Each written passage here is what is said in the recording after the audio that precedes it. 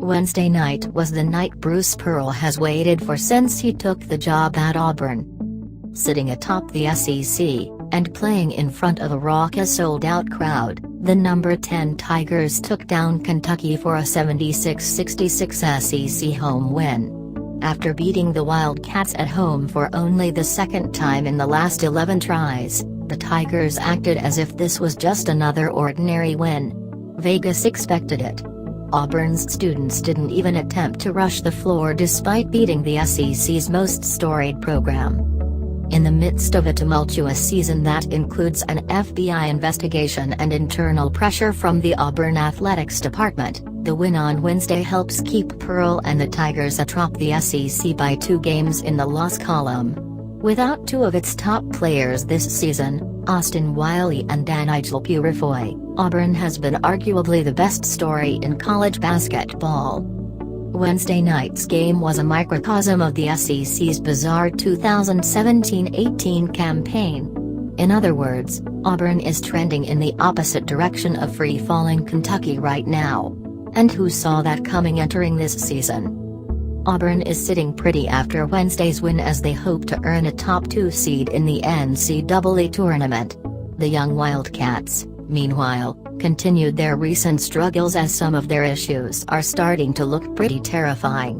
Wednesday's loss for Kentucky extended its losing streak to 4 games, the longest in John Calipari's 9 years coaching the Wildcats. That losing streak could just as easily be 5 games, as well, if not for Vanderbilt handing the Wildcats a win at Rupp Arena a few weeks back. And Kentucky is just 3-6 since the regular season debut of heralded McDonald's All-American freshman Jared Vanderbilt. Even with the additional depth of Vanderbilt being added to the rotation, Kentucky can't figure anything out right now. The Wildcats' half-court defense isn't gelling. Kentucky's defense is prone to stretches of inconsistent play. Perhaps most concerning thing of all is the awful body language displayed by some of Kentucky's best players. CBT's Rob Dowster pointed out after Kentucky's loss to Texas A&M on Saturday that it marked the first time all season that the Wildcats truly looked defeated as they were in the midst of a second-half blowout. While Kentucky didn't get blown out by Auburn on Wednesday, the Wildcats still squandered a second-half lead after they secured a little bit of momentum by utilizing their size advantage on the interior. When Kentucky's momentum and lead disappeared, so did the team's confidence. ESPN analyst Dan Dakich noted how Kentucky freshman Kevin Knox had his head hanging entering second-half huddles. Even though Knox was one of the only consistent defensive weapons for the Wildcats on Wednesday, his poor defensive possessions were bad enough that Knox found himself on the bench during the final minute. Freshman Hamidou Diallo has also been in an extended funk over the last several weeks. After 7 consecutive games finishing as a double-figure scorer earlier this season, Diallo only has 2 double-figure scoring games over his last 9. In the past, the Wildcats have simply been the most talented team in the SEC, and in some cases, America, and they were able to overcome youthful mistakes by overpowering weaker opponents.